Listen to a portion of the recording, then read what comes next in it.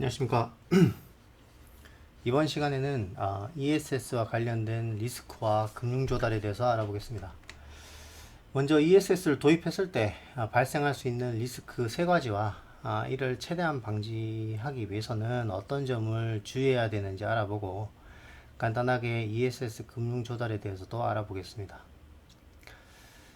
ESS 리스크 중 사업주분들이 가장 걱정하는 부분이 이제 바로 화재입니다. 화명 자상단 사진이 모 풍력 발전소 ESS 화재 모습이고요. 나머지는 변전소에서 설치된 ESS 화재 현장입니다. 지금까지 언론에 보도된 ESS 화재는 4건 정도가 있고요. 아시다시피 ESS에는 리튬이온 배터리가 장착되어 있고, 리튬이온 배터리의 가장 큰 단점이 화재 폭발 위험인 것은 모두 잘 알고 계실 겁니다. 그래서 ESS 제조사들은 이러한 위험을 방지하기 위해서 여러가지 안전장치들을 설치해서 이를 방지하려는 노력을 하고 있습니다. BMS에서 배터리 이상을 감지하면 배터리 작동을 정지시킨다든가, PCS에서도 이상 감지 시 정지시킨다든가 하는 거죠. 이런 안전장치가 이렇게 있는데도 화재는 발생할 수 있습니다. 그렇다면 ESS를 도입하는 태양광 사업주가 화재 위험을 방지하기 위해서는 어떻게 해야 될까요? 우선 시공사 선정입니다. 신재생 연계 ESS는 도입된 지 오래되지 않은 만큼 ESS 시공에 대한 경험과 노하우가 많이 쌓인 시공사가 많지는 않습니다. 태양광 시공업체가 별 경험도 없이 ESS를 시공하는 경우도 종종 있으니까 주의하셔야 됩니다. 싼 가격이라고 그냥 계약하시는 것보다는 시공사가 ESS 시공 실적이 많은지, 시공사가 앞으로 15년, 20년간 갈 수 있는 건실한 회사인지 먼저 알아보셔야 될 겁니다. 소방 설비도 마찬가지입니다. 공사 견적만 보시는 것보다 어떤 소방 설비가 들어가는지도 살펴보셔야 됩니다. 사업주분들께서 어떤 설비가 좋은 설비인지 아시기는 힘들겠지만은 시공업체와 조율하실 때 설치된 설비에 대해서 충분한 논의를 거친다면은 혹시 모를 화재가 발생했을 때 최소한의 피해로 끝나게 될 수 있겠습니다. 아까 보신 그 모 풍력 발전소 화재, ESS 화재 같은 경우에 소방 설비가 제대로 작동하지 않았다고 합니다. 만약에 이제 설비가 정상 작동했더라면은 사진과 같은 전소 사태는 일어나지 않았을 수 있겠죠. 근데 어쩔 수 없이 화재가 발생했다면 어떻게 될까요? 만약에 화재가 배터리의 불량으로 인해 발생했다면은 원칙적으로는 배터리 제조사의 배상 책임이 있습니다. 그러나 이제 ESS는 여러 가지 장치가 결합되어 있기 때문에 무엇이 정확한 원인인지 밝혀내기가 어렵습니다. 이럴 때 이제 보험이 중요해집니다. 화재 보험 또는 CMI 보험, 이런 보험을 가입해 놓으셨다면은 피해를 최소화할 수 있습니다.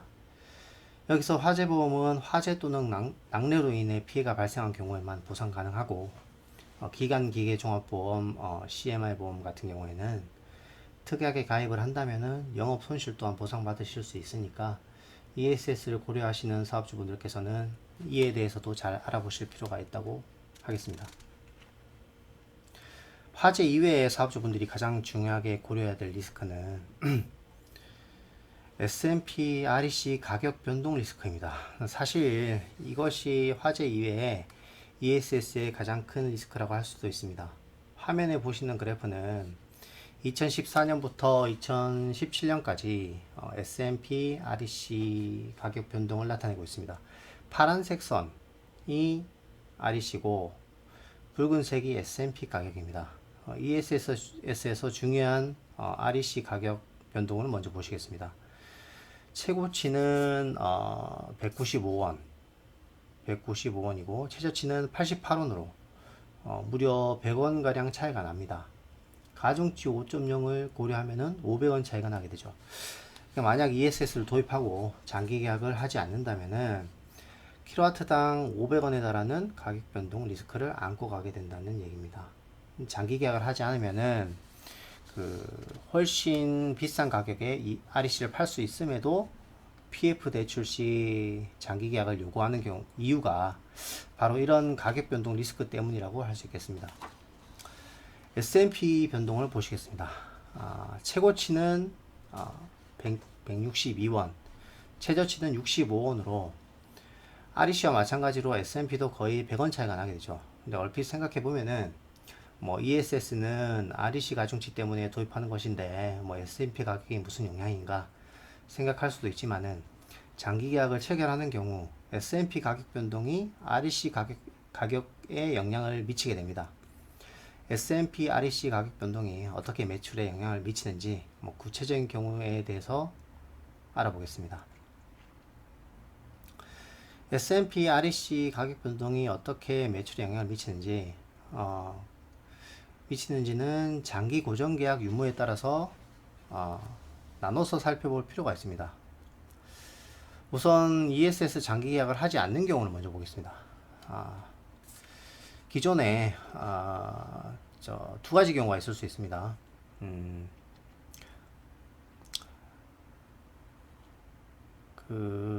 장기 계약을 하지 않는 경우에 두 가지 경우가 있을 수 있는데, 사업주가 운영하는 태양광 발전소가 장기 계약을 하지 않아서 그 ESS 또한 장기 계약이 가능한데도 REC를 보다 비싼 가격에 팔기 위해서 장기 계약을 하지 않는 사업자가 있을 수 있고요. 태양광 발전소가 이미 장기 계약을 한 경우에 제도적으로 ESS 단독으로 장기 계약을 추가할 수가 없기 때문에 어쩔 수 없이 장기 계약을 못하는 경우입니다. 위에 두 가지 경우에 직접 REC를 사업자분들이 거래하셔야 됩니다. 이런 경우에 REC 가격 변동 리스크가 매출과 직결되게 됩니다. 시설 자금 대출이나 렌탈을 통해서 ESS를 도입을 했는데 REC 가격이 하락한다고 가정한다면은 큰 어려움에 처할 수가 있게 됩니다. 그래서 직접 REC를 거래하시는 경우에는 만약에 대비해 가지고 여유 자금을 확보해 두는 것이 중요해집니다. REC 가격이 높을 때 거래한 자금을 다른 투자처에 투자한다거나 모두 사적으로 소비한다거나 이렇게 하기보다는 그 일부 자금을 축적해서 REC 가격이 하락했을 때 대출 상환이나 렌탈료 지급에 무리가 없도록 해야 된다는 겁니다. 태양광 발전소를 건설하면서 동시에 ESS를 도입하는 경우, 또는 장기 계약을 하지 않고 태양광 발전소를 운영하시다가 ESS를 도입하시는 경우라면은 장기 고정 계약이 가능하게 됩니다.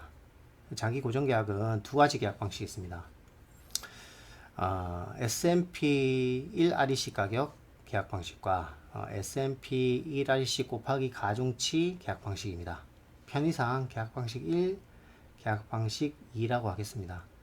계약 방식 1은 S&P 가격 변동이 판매가에 영향을 미치는 계약 방식입니다. S&P 가격이 하락해야 사업주에게 더 이익이 되고, 상승하면은 사업주가 손해를 보는 구조가 됩니다.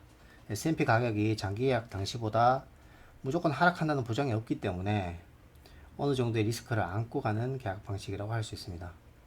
계약 방식 2는 S&P 가격 변동과 상관없이 판매가가 고정되는 계약 방식입니다. 그래서 안정적인 매출을 예상할 수가 있게 됩니다. 그렇지만은 S&P 가격이 하락하는 경우 계약 방식 1을 선택했다면 얻을 가능성이 있던 추가 매출은 못 올리게 되겠죠. 구체적으로 제가 이렇게 말씀드리기 복잡한데, 구체적으로 가격이 어떻게 정해지게 되는지 다음 슬라이드를 보면서 말씀드리겠습니다. 계약 방식 1을 보겠습니다.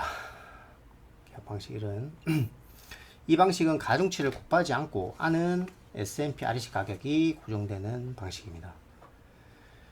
S&P 플러스 REC 가격이 180원에 선정되고 현재 가격이 S&P 가격이 80원이라면은 REC 가격은 180원에서 80원을 뺀 100원이 REC 가격이 되고, 이 REC 가격에 가중치를 곱해서 S&P와 더한 것이 총 매출이 됩니다.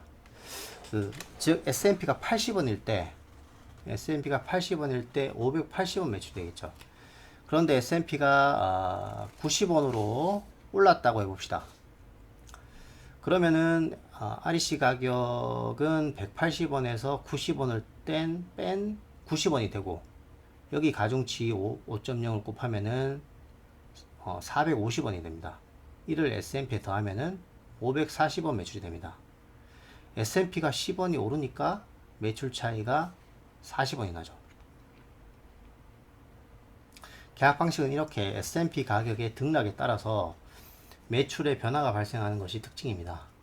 가능성은 낮겠지만은 만약에 S&P가 150원이 된다 가정을 해보죠. 이렇게 된다면은 킬로와트당 매출이 300원으로 급락하게 됩니다. 그래서 이 계약 방식 1은 ESS 포함 가중치가 ESS를 포함한 가중치가 있는 뭐 1.5 이렇게 가중치가 있는 태양광 발전소 입장에서 리스크를 안고 갈 수밖에 없는 계약 방식이라고 할 수 있겠습니다. 그렇지만은 S&P 가격이 계속 내려간다면은 더 큰 매출이 발생할 수도 있습니다. S&P가 60원으로 떨어진다면 1kW당 매출이 660원까지 오를 수 있으니까요. 따라서 S&P 가격이 점차 더 떨어질 것이라는 뭐 굳은 전망을 하시는 분이라면은 이 계약 방식을 선택할 수도 있을 겁니다. 계약 방식 2는 계약 방식 1의 리스크를 제거한 계약 방식이라고 할 수 있습니다. S&P 플러스 곱하기 S&P 플러스 1RC 곱하기 가중치 가격이 고정이 되게 되니까요. S&P 플러스 REC 가격이 180원에 선정되었고 당시 S&P 가격이 80원이라면은 80원 플러스 100원 곱하기 5.0 즉 580원이 계약 금액이 되고 1kW당 매출이 됩니다. S&P 가격이 변동되더라도 그냥 쭉 580원이 1kW당 매출이 되는 것이죠.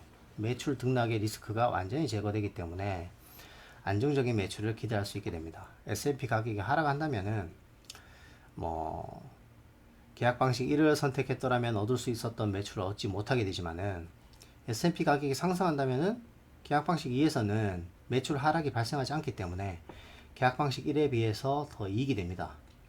그래서 만약에 S&P 가격이 더 오를 거라는 전망을 뭐 하시는 분이거나 예상 가능한 안정된 매출을 원하시는 분들이라면은 계약 방식 2가 더 유리하겠습니다. 이상 S&P REC 가격 변동 리스크에 대해서 살펴봤고요. 이제부터 기기 고장 리스크에 대해서 이야기해 보겠습니다. 발전소를 운영하시는 분들이라면은 아시겠지만 태양광 발전소는 모듈과 인버터가 뭐 다입니다. 둘 다 굉장히 오랫동안 검증이 끝난 제품들입니다. 특히 모듈은 더 그렇습니다. 제조사에서 20년 이상 보증하는 제품들이 대부분일 정도로 검증이 완료된 제품입니다. 인버터도 마찬가지입니다. 뭐 태양광 발전소에서 가장 고장 가능성이 높은 기기가 인버터인데 제조사마다 기술 수준도 거의 차이 없을 만큼 검증된 기기라고 할 수 있습니다. 보통 5년 정도 쓰면 고장날 가능성이 있다는 수준이죠. 그렇지만 ESS는 뭐 배터리만 덩그러니 있는 게 아니라 배터리와 BMS, PCS, PMS, EMS, 공조장치 소방설비 등 복합적인 기기들이 종합되어 있습니다. 모듈이나 그 인버터처럼 긴 시간 동안 운용되어서 검증이 완료됐다 이렇게 할 수도 없고요. 그래서 이전에 말씀을 드렸지만 ESS를 도입하실 때 시공하는 시공사의 시공 실적이나 안정성을 반드시 고려하셔야 한다는 겁니다.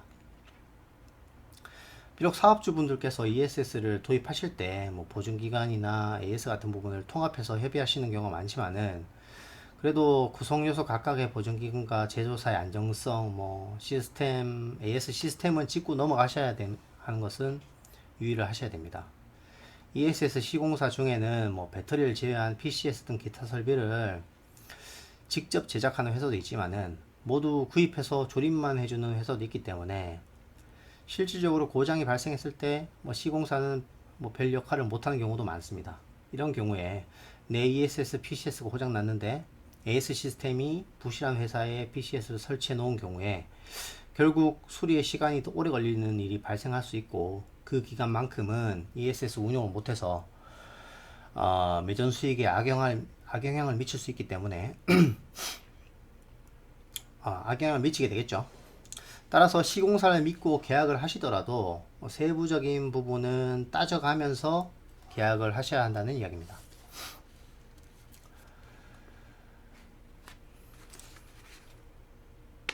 그래서 보시면 AS 시스템 특히 뭐 운영 인력, 출동 시간, 방법, 전국망, 그리고 이제 CMI 보험도 추가로 생각하실 수도 있겠죠.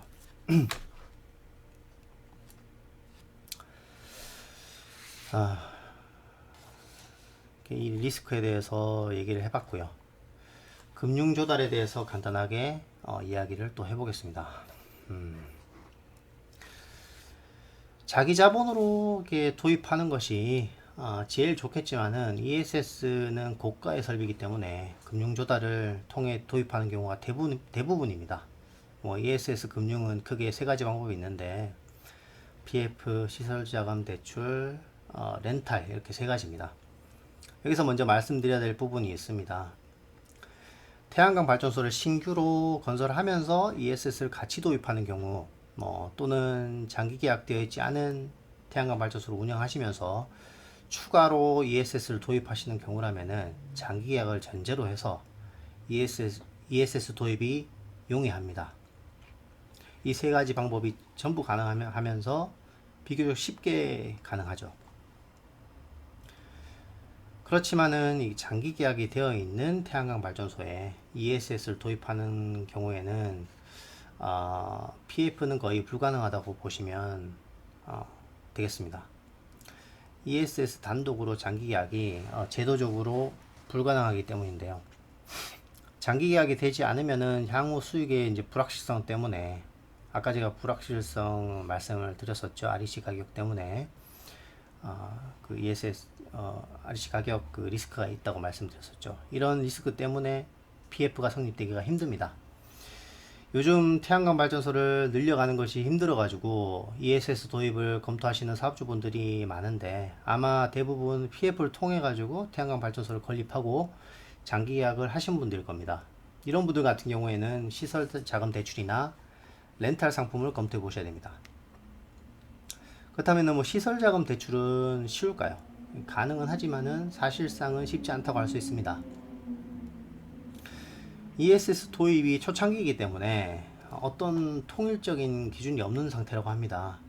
같은 은행이라도 지점마다 다를 수 있고 사업주의 신용도에 따라서 다를 수도 있고 그리고 에너지관리공단이랑 신용보증 뭐 협약보증 대출 상품이라는 게 있는데요. 에너지관리공단 이런 신용보증기금을 통해 가지고 보증해주는 대출 상품인데 이 신용보증기금 지점마다 보증 정도가 다르다는 말이 있을 정도로 제각각입니다. 서울은 서울 경기는 70%, 전라도는 50% 이렇게 해준다는 이야기도 있을 정도로 이 어떤 확실한 기준이 없는 상태이기 때문에 시설자금 대출 같은 경우에는 이렇게 사업주분 같은 경우에는 어느 정도 무조건 된다 이렇게 말씀드릴 수가 없는 상황이라는 거죠. PF 시설자금 대출 다 고려하는데 안 될 경우에 렌탈을 고려하실 수 있는데 좀 전에 잠깐 언급했듯이 장기 계약이 안 되는 경우 발생하는 매출 리스크 때문에 렌탈료 자체가 좀 높게 잡히는 점 그리고 REC 가격 변동에 대한 리스크를 사업주분들이 그대로 지고 가야 된다는 그런 점을 검토하셔야 되겠습니다. 그렇지만 이렇게 다르게 생각하면은 렌탈 상품 같은 경우에는 유지 보수 비용에 대해서는 다소 이 사업주분들한테 유리할 수 있습니다. 또 다른 개념의 렌탈 상품도 있습니다. ESS를 렌탈하는 것이 아니라 ESS 시공 업체에서 ESS를 설치할 수 있도록 사업자분들의 부지를 임대하고 그 부지 임대료를 사업자분들이 받는 상품입니다. ESS 시공 업체에서 ESS를 설치해서 그 기간에 발생하는 매출을 가져가고 사업주분들은 임대료를 가져가시는 거죠. 그리고 일정 기간이 지났을 때 사업주가 추가 비용 없이 ESS를 인수할 수 있고요. 이 방식의 장점은 사업주분들은 땅만 임대하는 거기 때문에 ESS 관련된 모든 리스크, 가격 변동, 운영비, 수리비 이런 모든 리스크에서 자유로우실 수가 있다는 겁니다.